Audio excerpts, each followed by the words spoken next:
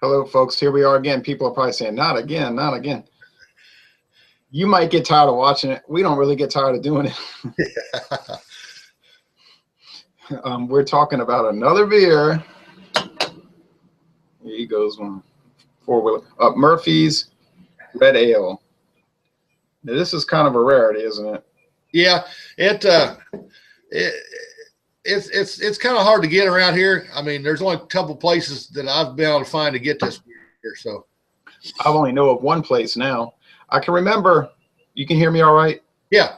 Okay, sometimes there's a little internet glitches. I remember years ago, maybe 10 years ago, it was pretty common, right? Yeah. And then it just faded away. And they don't even have their website updated anymore. No, I couldn't find anything on the website about it. Yeah.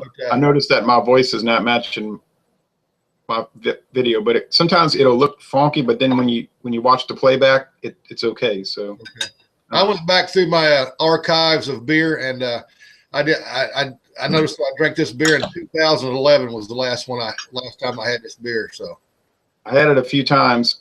Chad and a guy that guy Jay that used to do beer reviews. Yeah.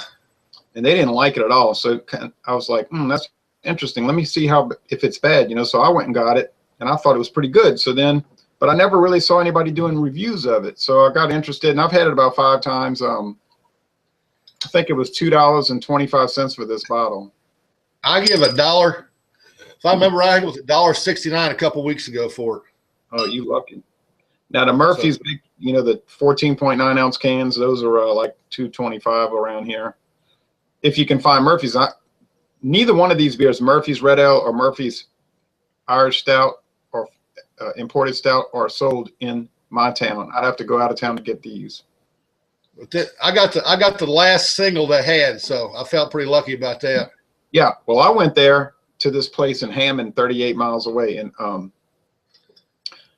I said, "Where is it? You don't have it anymore?" And the guy said, "Oh, a dude just came in and bought the last 6-pack, but we're going to get more in." So I went back in there last week, and they had maybe 4 6-packs with a bunch of singles piled up. So they still making it. It's not. Yep. It's just not promoted. Yeah. It's not hard to. If I remember right, and I believe I'm pretty accurate when I say this, I believe the last one I bought was a single, and I think I got it at Trader Joe's. Now that's a good idea. Trader Joe's carries some oddball beers. Yeah. The closest Trader Joe's to me is in Baton Rouge, so it's about 55 miles away. So obviously I don't go there too much, but it's strange. Baton Rouge gets Trader Joe's, but New Orleans doesn't. Yeah. But they have some stuff there that I can't get anywhere else. But they get off the wall, and some of their brands are pretty good too. Oh, right, because they get good companies to make it, like Firestone Walker makes a lot of their ales, man. Yeah, somebody did something one day and talking about their beers, and they didn't really care for them. I said, "Well, look up and look up and see who makes that beer, and you might change your mind." Yeah, if it's funny, you go to Whole Foods, and a lot of their stuff is made by Winery Exchange. Yeah, you run from that stuff, but Trader Joe's looks like they find some really good, credible companies to make their beers, like Shipyard up in Maine does a lot of their stuff, and Firestone Walker, and I believe there's maybe a couple made up in Canada also. Yeah. Oh, by Sapporo. Yeah. Yeah, and also by Gordon Biersch. Yeah, Gordon Biersch makes some of their stuff. Yeah. They know what they're doing. Yeah. Okay, now back to this beer. You want to tell the hundreds of thousands of people watching? Actually, there are no viewers at this point, but you want to tell the people what the ABV is on this? Okay, let me see here. I don't see on the bottle where it is, and I never could find out where it was at. Okay, I was looking on the website for this company that imports it, United States Beverage LLC. Yeah. They said that it's 5.2, and I'm looking right here. It's 5.2%. It comes in 6-packs and 30-liter kegs. Boy, I bet it'd be good out of a keg, huh? Yeah. Clear. Now I'm going to read the description, and you tell me if this sounds right. A clear ale with a rich amber color and a creamy head. Now I didn't get much head, but I didn't pour too aggressively. How about the your head on my first pour? So how about the amber color? I'd probably go. We have a pretty good amber color. They say very carbonation in it. They say very crisp and malty with a touch of fruity sweetness and a soft body.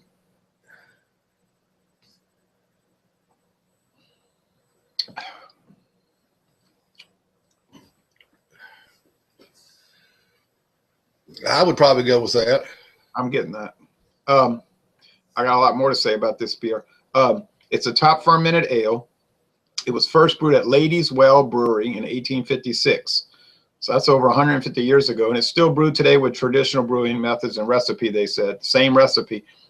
But this beer come out in '83, right? The red ale. Yeah, after Heineken bought them.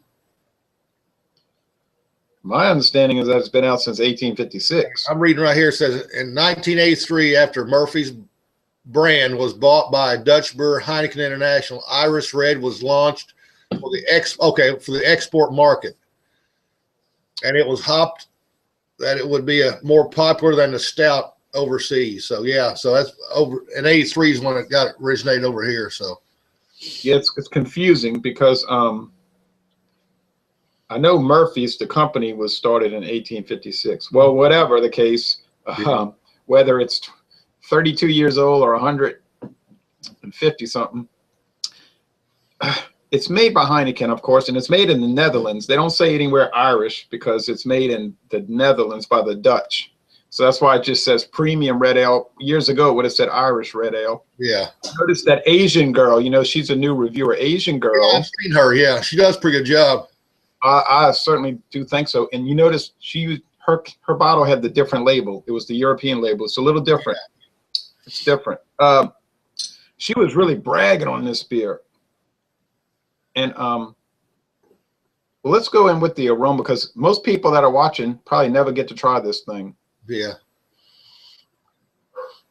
Oh, it smells so good. It's so malty and big malts. reminds me of Smithwick's. Yes, exactly, and it does. Which is a great one. But I'll tell you what, this beer stands out in the flavor. I watched I think it was that same one you talking about, Chadney's Buddy, when all you could hear was the wind and the horns. Oh yeah. And they was talking about it. It reminded them of a Heineken, and this reminds me nothing of a Heineken. Heineken. Mm-hmm. No, it doesn't remind me of a Heineken too much. It reminds me of maybe Heineken Dark, maybe a little bit, but which most people haven't had Heineken Dark. But definitely it reminds me of Smithwick's. Yeah, which is really old, from 1700. But you can definitely hit the malts in this pretty good. It's like medium roasted, huh? Yeah. And it's a red ale, right? Wouldn't that be the? Well, that's what they're calling it. It does have a rust red. Yeah, it's red ale. So it's rust red appearance. Man, you know, we did the Killian's Irish Red Lager, and in some ways, this is not that different from it. No. In some ways. And it's about the same ABV, same color. Well, that'd be an interesting thing to sit down and do a side-by-side with some Killian's Irish Red and this, wouldn't it? Now, to me, like I said, I've not had this since 2011, but yeah. If I was to take one of the two, I think this would be the beer of choice. Yeah, I would pick this over Killian's myself, I believe. I believe, you know, it's a medium bodied, I mean, real rich flavor, a good to the palate. I mean, it's just, to me, it's just an overall great beer. It does have a crisp finish, doesn't it? Yeah. A little dry maybe on the back. Yeah, that Murphy's Stout is a little dry too. See, I've never had the Murphy's. Well, maybe I have had the Murphy's Irish Stout. Okay, that's probably one you got to get one. So, yeah, if you ever come to New Orleans, you will notice that they'll sell Murphy's 4-packs in the tall cans. You might want to get a hold of that. Yeah. Because you say you don't get the Murphy's Irish Stout around you. No, this is the only thing Murphy's I've ever seen around us. Oh, that's really interesting. Because the Irish Stout or now they call it imported style because it's made in England. But that's they're kind of like their flagship beer, and this is sort of like their unknown beer. But man, I'll tell you what, if I was doing like session drinking and I had a bunch of these during a Saturday, I could really do some business with this. I would not get tired of it. I mean, it's got good caramely notes. I mean, almost like a hint of toffee. I mean, some brown breads there. I mean, overall, this is, to me, is an enjoyable beer. And yes, you could kick back a few of these bad boys. Now, how do you think this stands against say like a craft beer red ales, like the I think Samuel Adams made a red ale for a while. I don't know if they do anymore. And you know, you hit on a good subject there, and I thought about this, and this is something I was going to bring up here tonight, and you touched on that. Is this a beer that you would honestly call a craft beer? Well, I believe it would be considered by today's definition a macro beer, a macro ale. Yeah. But Heineken is one of the biggest beer producers on the planet. Yeah.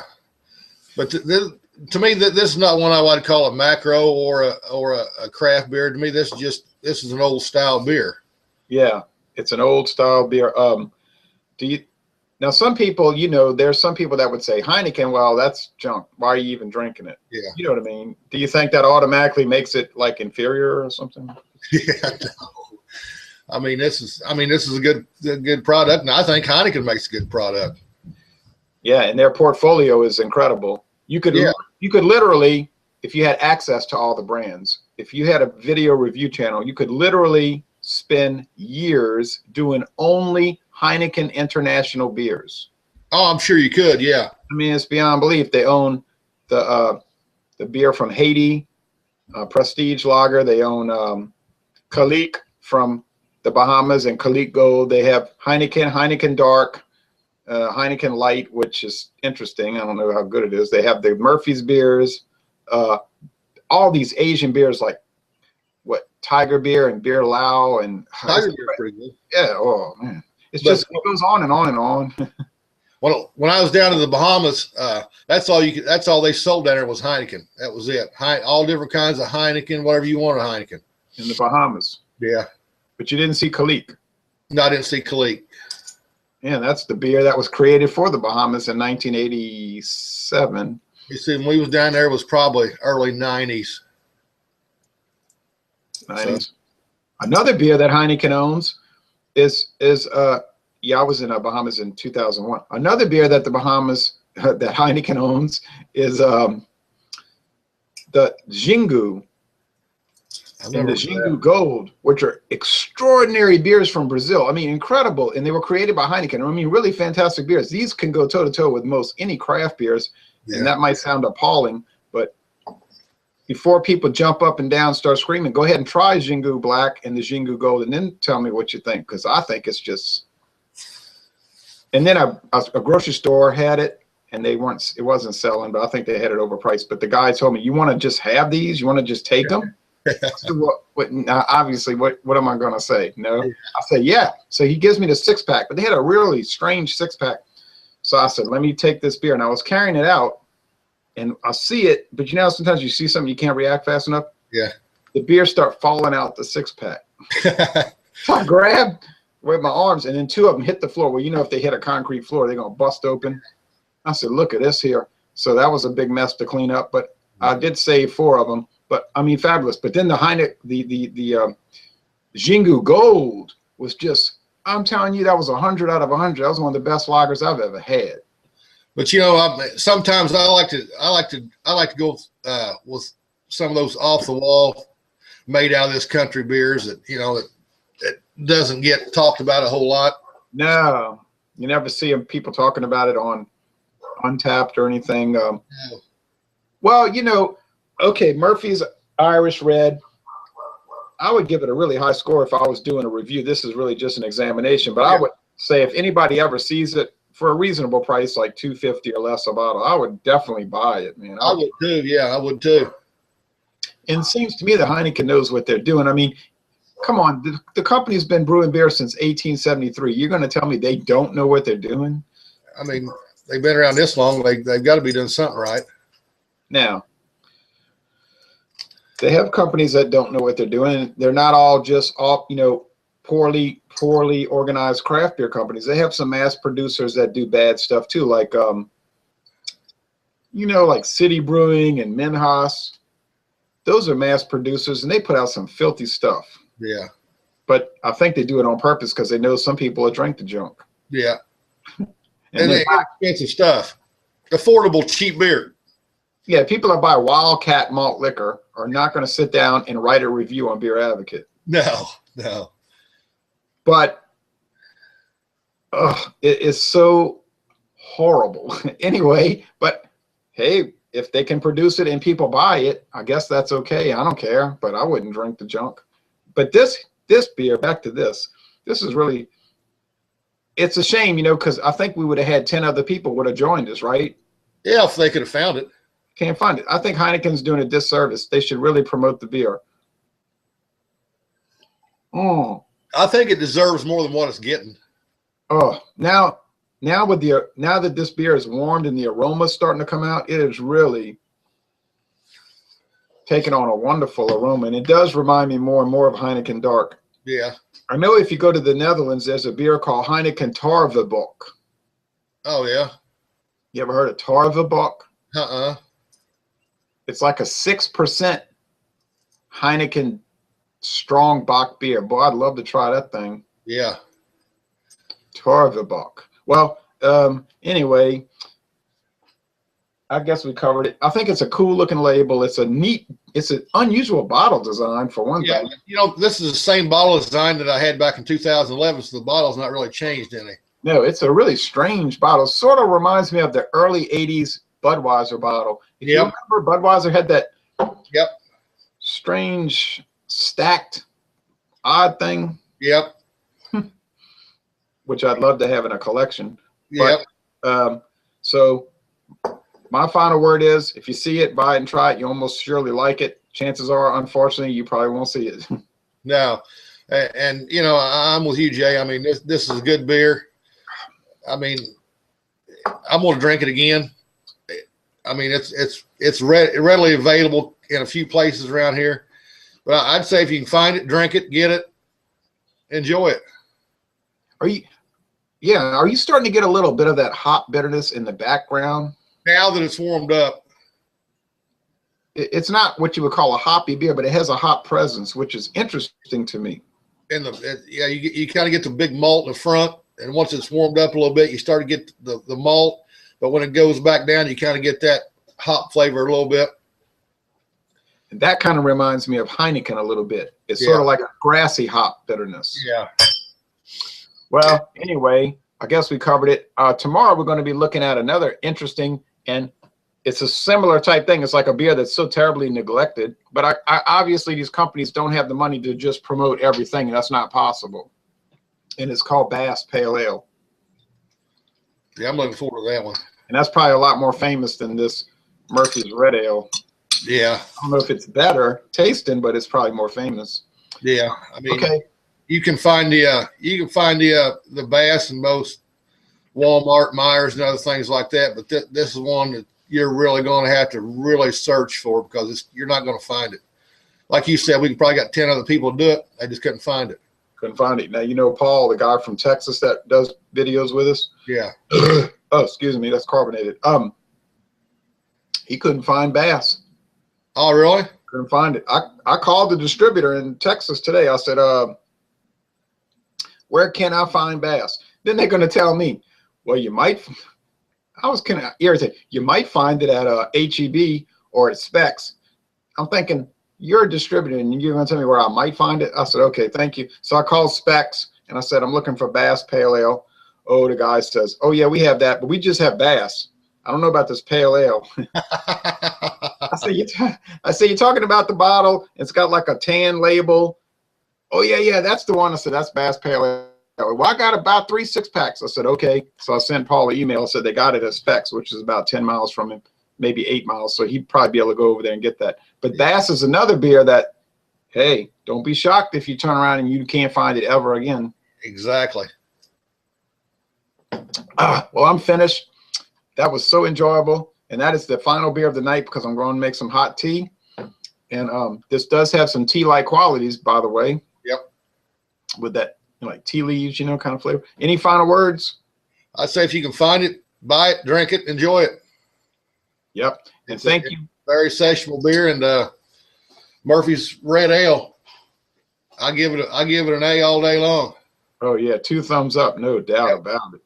Well, thanks folks for watching, and everyone have a good evening and drink some other exotic and oddball beers, I guess we could say.